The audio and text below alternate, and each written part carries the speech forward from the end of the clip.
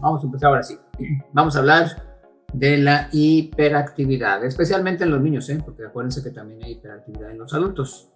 Y bueno, la hiperactividad pues ha tenido muchos diferentes nombres. Algunos le llaman déficit de atención, algunos le llaman hiperquinesia, otros le llaman daño mínimo cerebral, algunos le llaman disfunción mínima cerebral, pero bueno, en realidad lo más importante es que pues son niños que tienen un comportamiento diferente. Generalmente este padecimiento se presenta más frecuentemente en los niños. Por cada 3 niños o muchachos hay una muchacha. Y se cree que más o menos el 60% de los niños continúan o persisten con sus síntomas de déficit de atención en la adultez. Así que bueno. Bien, se ha visto que los adultos que tienen déficit de atención son más propensos a sufrir una variedad de comportamientos adictivos. Por ejemplo, pueden ser alcohólicos, pueden ser fumadores o inclusive pueden ser adictos a alguna droga pesada como la cocaína. Y bueno, se sabe que en esta enfermedad pues hay en algunos casos una patología orgánica seria. Entonces no nomás es que el niño tenga dificultad para concentrarse o para dormir o para comer o que tenga un comportamiento impredecible, ¿no? Sino que hay que buscar ese problema, esa patología orgánica. Entre algunas de las cosas que se han encontrado en estos niños, en estas personas, porque no todas las personas que tienen déficit de atención son niños, ya dijimos, hay algunos que son adultos. Bueno, pues se ha visto que muchas de estas personas sufren o tienen o producen más bien cantidades inadecuadas o no producen las cantidades adecuadas de ciertos neurotransmisores, como cuáles, como la dopamina, la norepinefrina y la serotonina. Entonces hay muchos autores, muchos investigadores que teorizan que estas deficiencias de estos neurotransmisores es la que hace que estas personas tengan este comportamiento que tienen. Otra evidencia nos dice que las personas que sufren de este problema tienen tienen menos conexiones entre las células nerviosas, o sea, entre las neuronas, no hay conexiones suficientes y eso es lo que hace que se comporten como se comportan. También hay otra teoría que dice que no hay suficiente flujo sanguíneo a las áreas del cerebro en donde se basa la función ejecutiva, incluyendo el control del impulso. Por eso muchas personas que sufren de este déficit de atención son impulsivas. Y bueno, normalmente en la medicina convencional, pues el tratamiento son estimulantes del sistema nervioso y otras cosas, pues, pero entre ellos es ese. Pero bueno, ya saben, aquí más bien yo les platico de los factores del medio ambiente que pueden influir y también ya dijimos que los 3 principales factores epigenéticos, que son estos del medio ambiente, son el estilo de vida, la alimentación y los pensamientos y las emociones. Entonces, como siempre, les voy a hablar de algunos de estos factores ambientales que también pueden influir en esta enfermedad. Bueno, aquí nos saluda Erika Sotero de Tangamandapio. Muy bien, gracias. Dice que está, bueno, no sé dónde está, tal vez en Puebla o no sé dónde esté, en Chiapas o no sé dónde estará. Pero saludos hasta esa ciudad. Luego, Adi Martínez nos saluda desde León, Guanajuato. Buenos días. Jessy Bakú dice que nos saluda, no dice de dónde. Leticia Mesa nos saluda de Huajuapan, Oaxaca. Bueno, saludos a Leticia Mesa también. Huajuapan, Oaxaca. Bueno, entonces, del medio ambiente les puedo decir que se ha visto que lógicamente la toxicidad manifiesta, o sea, uno puede mirar en ciertas ciudades el cielo y ve como todo está lleno de esa contaminación, de ese smog. Entonces, esa toxicidad manifiesta de esos contaminantes, incluyendo por ejemplo el mercurio y los PVCs, causan un amplio espectro de alteraciones en el comportamiento. Aunque no se sabe cómo sería la respuesta o el efecto que tendría si las exposiciones son más bajas, así que bueno, pero no se sabe muy bien. Una de las cosas que se ha visto y salió publicado en la revista de Nueva Inglaterra dice que, o más bien se concluyó en este estudio, que los niños que sufren de este problema pueden sufrir de una resistencia generalizada a la hormona tiroidea, y esa es la que puede hacer que se comporten como se comportan. También, desde 1973, un alergólogo pediatra que se llamaba Ben Feingold, él tuvo una teoría muy interesante, diciendo que los alimentos que contienen salicilatos, o también los que tienen, por ejemplo, colores artificiales, sabores artificiales, pueden causar también que los niños se hagan hiperactivos. O al menos es un factor, no significa que y además por esa razón se va a hacer uno hiperactivo, pero sí fue su teoría. Y bueno, no todos los médicos en la medicina convencional están de acuerdo, pero muchos padres de niños con hiperactividad sí dicen, ¿sabe qué? Cuando mi niño come tales alimentos que contienen ciertos colorantes o ciertos saborizantes, sí se me pone más mal. Entonces, bueno, probablemente sí es un factor que influye mucho. En otros estudios, uno inclusive salió en la revista The Lancet, que es una revista muy famosa y muy respetada. Ahí se vio que una dieta de eliminación de los alimentos a los que los niños son hiperreactivos ha mejorado o ha hecho que mejoren estos niños. Entonces es muy importante fijarse, a ver, mi niño reacciona si le doy de comer tal cosa, si le doy de comer, por ejemplo, lo que se sabe que es muy frecuente es el trigo, ahorita vamos a ver por qué, la leche, ahorita vamos a ver por qué, y bueno, y otros alimentos, pero también eso es importante. Bueno, lo que sí se ha visto es que la mayoría de los niños que sufren de este problema, de este déficit de atención, tienen niveles bajos de serotonina, como decía, de un neurotransmisor. Y bueno, en un estudio que salió publicado en una revista médica, a estos niños se les dio vitamina B6 en forma de piridoxal 5-fosfato y de piridoxina, y los pacientes mejoraron. También se les midió los niveles de serotonina y los niveles de serotonina aumentaron. Inclusive ahí en ese reporte dicen que de una manera más efectiva que algunos medicamentos. Y bueno, recuerden ustedes que la vitamina B6 pues tiene muchas funciones en nuestro cuerpo, y una de ellas es precisamente en que colabora en la síntesis de neurotransmisores como la serotonina, y también inclusive sirve para formar mielina. Ya saben que la mielina pues es la capa que tienen los nervios, las neuronas. Muy bien, otra cosa que se ha visto, otro nutriente que se ha visto disminuido en los niños con este problema, es que tienen niveles bajos de ácidos grasos esenciales.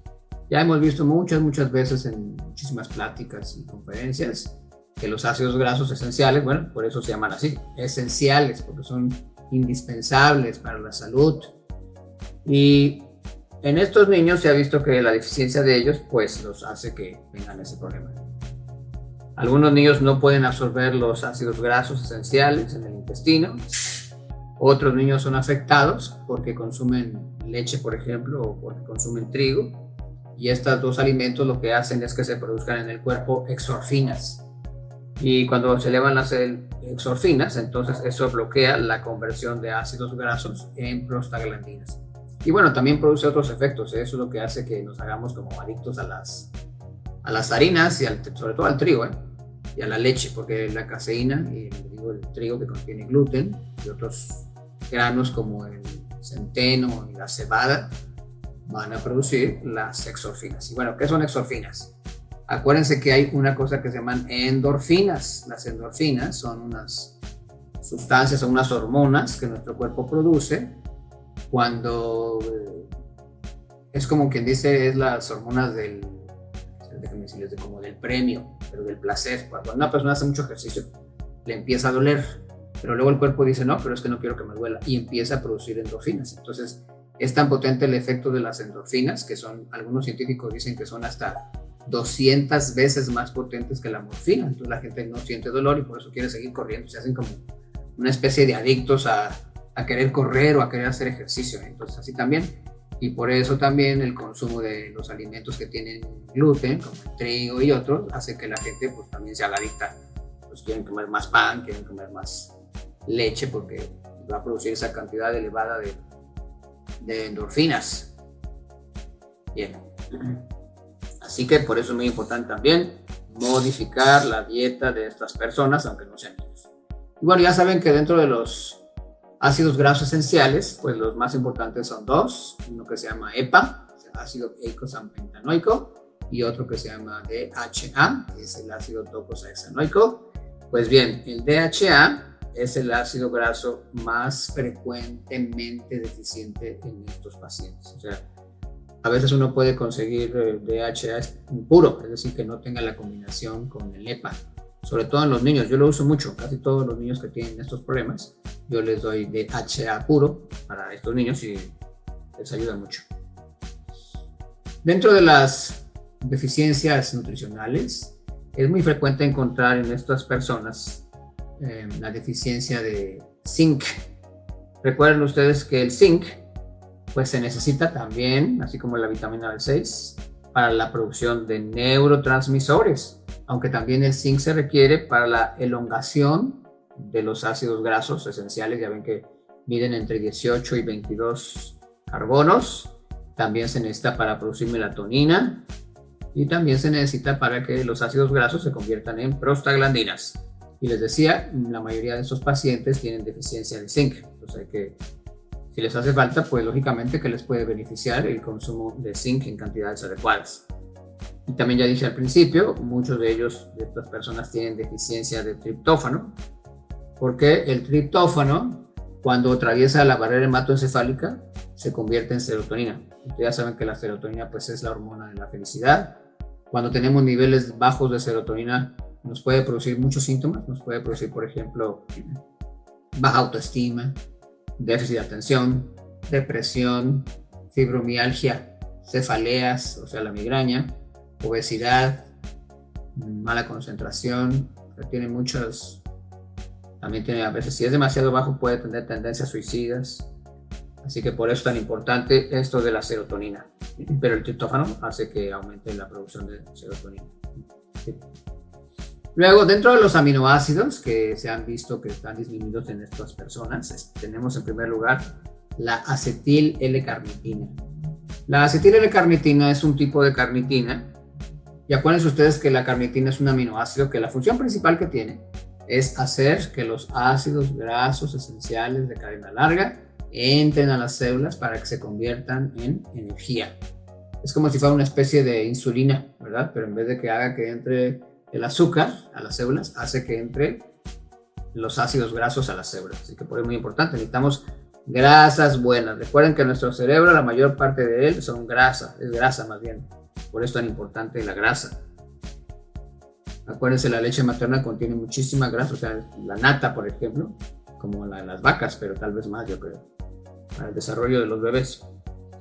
Otro nutriente que se ha visto que es importante es la fosfatidilcerina. Ya he hablado de ella en otras ocasiones, nada más les recuerdo en palabras sencillas que la fosfatidilcerina es un fosfolípido endógeno, el más importante, es un componente crítico de las membranas celulares y juega un papel indispensable en la señalización de las neuronas para que se puedan comunicar.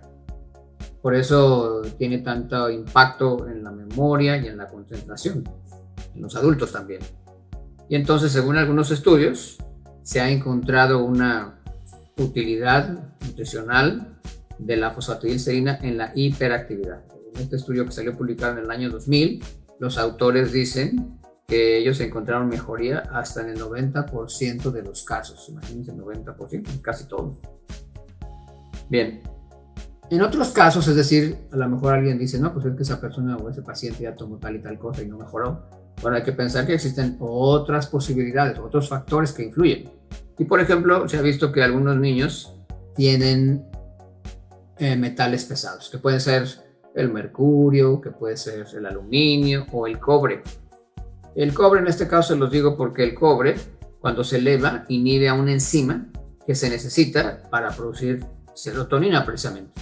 Por eso es tan importante. Entonces, si sube el cobre es antagonista del zinc, que va a bajar el zinc. Y si baja el zinc, ya dijimos que se necesita para que se pueda producir estos neurotransmisores. Por eso es tan importante, si los pacientes no mejoran, bueno, hay que hacerle exámenes, ya sea de cabello o de lo que sea necesario, para encontrar si tienen o no, determinar más bien, si tienen o no metales pesados. Así que bueno, otro factor muy importante.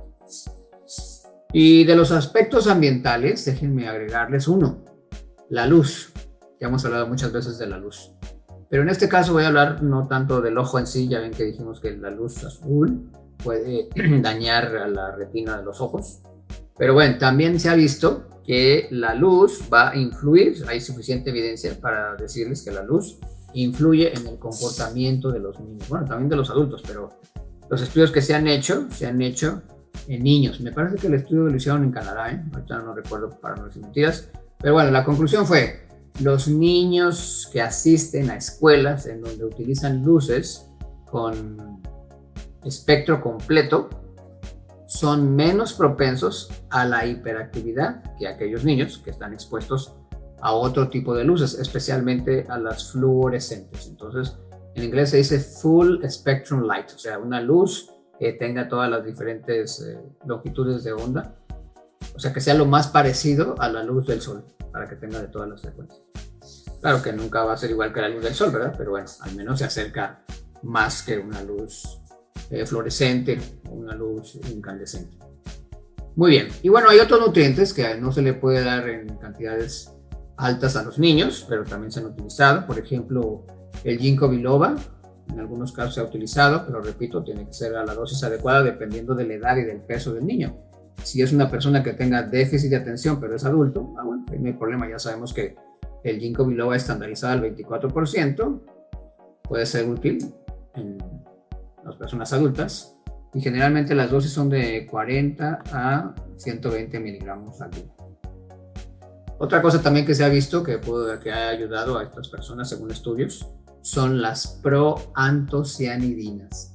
Ustedes saben que estos antioxidantes, que son los que son bioflavonoides, tienen un efecto sobre la circulación, igual que el ginkgo biloba. Ya saben ustedes, el ginkgo biloba mejora sobre todo la microcirculación, y como ya vimos que una de las teorías dice que no llega suficiente sangre a esas áreas, al mejorar la circulación, pues mejora también el rendimiento de esas áreas. Pues lo mismo sucede con las proantocianidinas. Si mejoramos la flexibilidad de las arterias y las venas y por lo tanto el flujo de la sangre a esos lugares, pues seguramente van a mejorar los síntomas.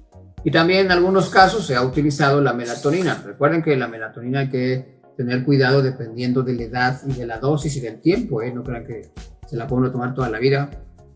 Claro que no, hay que ver si es algo leve, si es algo muy más difícil de curar. Y también, repito, en niños.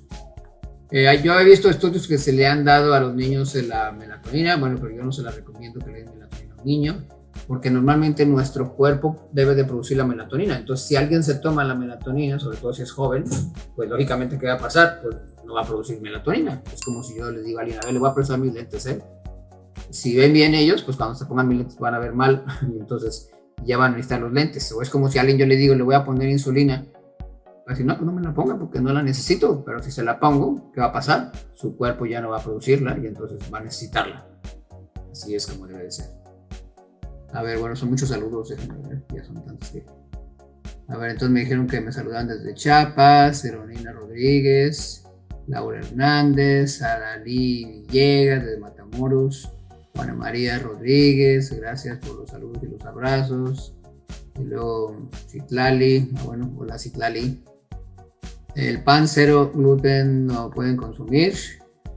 Caray. Bueno, es una pregunta difícil. Lo que pasa es que tiene uno que estar seguro de que no tengan gluten. Y yo creo que si un pan está hecho de trigo, o sea, no creo que haya forma. O sea, lo que pasa es que el gluten es la proteína del grano. Entonces, ¿para qué se mete uno en problemas? Si yo ya sé que el trigo, el centeno y la cebada contienen gluten, pues ¿para qué hago eso? Si yo tuviera un hijo con ese problema, bueno, de todas maneras yo no como pan ni como gluten, así que, pero bueno, si tuviera un hijo que tuviera ese problema, le daría entonces panes que estuvieran hechos, pero no con trigo, ni con centeno, ni con cebada, ni con avena, sino que estuvieran hechos con arroz, que sea arroz integral orgánico. Le daría panes que estuvieran hechos, por ejemplo, con amaranto. El amaranto tampoco tiene gluten. Y también quinoa, tampoco tiene gluten. Me falta uno. El maíz. Esos son los granos que no contienen gluten, que son los que se pueden comer. O si no, yo ya les he dicho en otras ocasiones, hay un pan que se llama pan Ezequiel. Ese pan está hecho de trigo, pero, ahí les va, pero está germinado.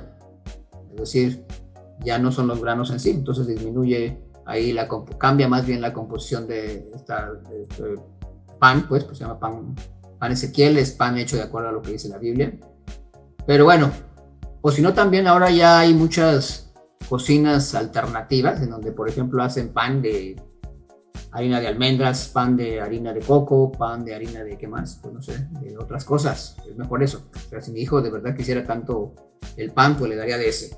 Lo ideal sería que no le diéramos pan, pues ¿para qué le damos pan? Tiene otras cosas.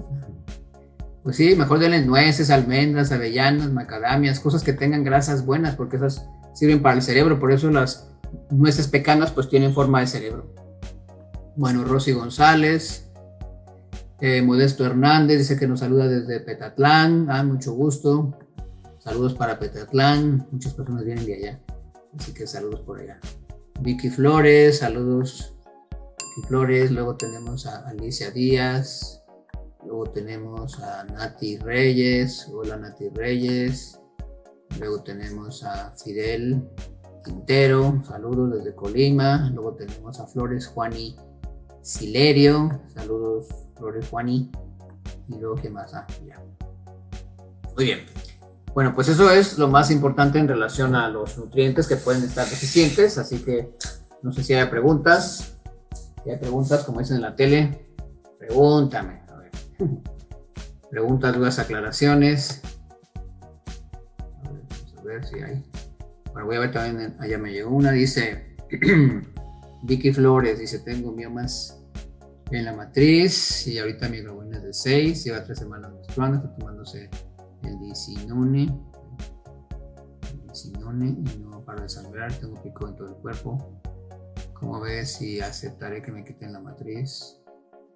Bueno, sí, mire, déjeme decirle, la única razón por la que yo a alguien le diría opérese de los miomas, pues lógicamente sería esa, ¿verdad? Si me dice, ¿sabe qué? No dejo de sangrar, ya tengo tanto sangrado que ya está en peligro mi vida por la hemorragia, pues sí, ni modo, claro, aunque fuera mi esposa le diría que se operara, claro que sí.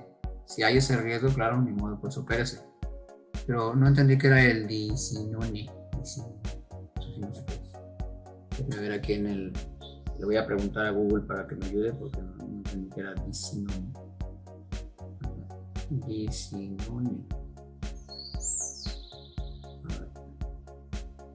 Disinone. Así es un medicamento. Bueno, pero es un medicamento alopático. Bueno, no sé si ya probó con algo natural, porque a veces con lo natural uno puede dejar de sangrar. Pero no sé. Depende. Pero le repito, si es un sangrado muy fuerte, ya lleva tanto tiempo y además tiene hemoglobina de 6, pues ya le tienen que hacer una transfusión, Eso está peligroso. Bueno, luego dice Cruz María Ordóñez Hernández. A niñas con soplo en el corazón, ¿qué se les puede dar? A ver, bueno, déjenme decirles.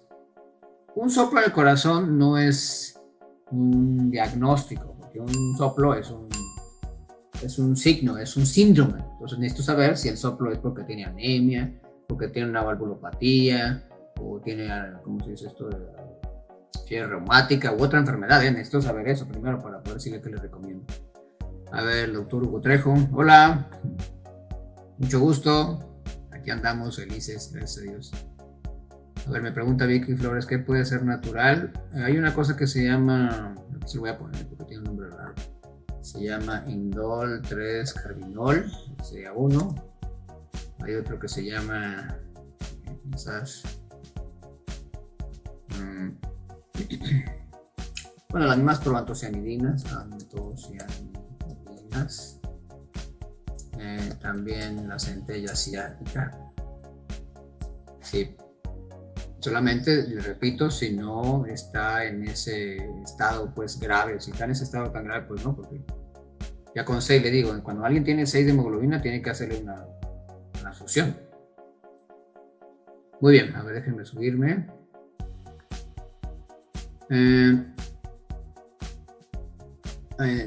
Ok, esto ya le contesté. Sí, ya le vi, son hormonas las que le dieron. Ya le contesté la pregunta. Luego sigue Erika Ortega. Buenas tardes, de Tepic. Que Dios me bendiga, gracias. Dice, gracias por toda la información. Bueno, no, pensé que era una pregunta. Gracias, igualmente, con mucho gusto. A ver, luego dice Cruz María Ordóñez, tienen 9 y 12 años las niñas con el soplo del corazón. Ajá.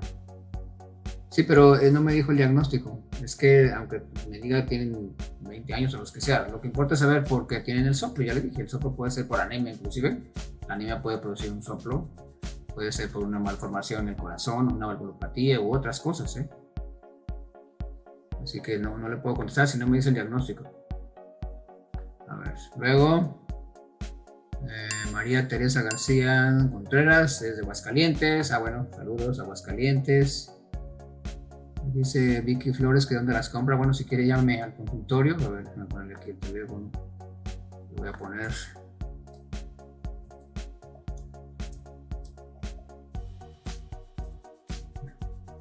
Muy bien, a ver, ¿quién sigue? Más que cada vez que contesto una pregunta, me tengo que ir hasta... No, alguien me sube, me tengo que bajar otra vez.